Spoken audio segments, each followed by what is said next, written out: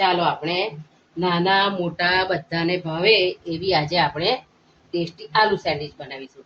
એની માટે મેં આ 2 બટાકાને બાફીને લઈ લીધા છે. હવે આપણે એમાં મસાલા કરીશું.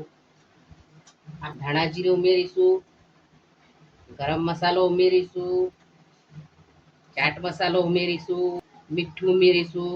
મીઠું આપણે સાચવીને ઉમેરીશું, બટાકા બાફતી વખતે ઉમેરીશું એટલા માટે. થોડું લાલ મરચું પાવડર ઉમેરીશું જેથી એનો લાલ કલર આવે. પછી આપણે એમાં થોડી દળેલી ખાંડ ઉમેરીશું, ડુંગળી ઉમેરીશું, આપણે આમચૂર પાવડર ઉમેરીશું, લીંબુનો રસ પણ ઉમેરી શકો છો, પણ લીંબુનો રસ ઉમેરવાથી આપણું મિશ્રણ કદાચ આમ સોગી થઈ જાય તો એટલે આપણે આમચૂર પાવડર ઉમેરીશું. મરચાં લસણની પેસ્ટ ઉમેરીશું. હવે આપણે આ બધી વસ્તુને સરસ રીતે મિક્સ કરી લઈશું.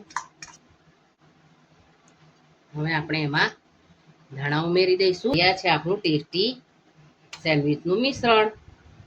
આપણે સેન્ડવિચને એસેમ્બલ કરી લઈશું. ચટણી લગાવીશું, પછી પૂરણ ભરીશું. આપણે બીજી સ્લાઇસ પર ગળી ચટણી લગાવી લઈશું.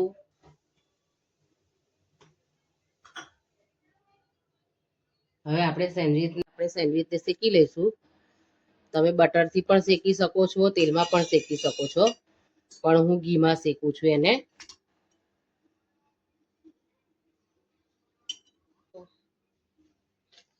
તો આપણી સેન્ડવિચ શેકાઈ ગઈ છે. હવે આપણે એને સર્વિંગ પ્લેટમાં લઈ લઈશું. તો તૈયાર છે આપણી ક્રન્ચી આલુ સેન્ડવિચ. એને મેં વેફર અને સોસ સાથે સર્વ કરી છે.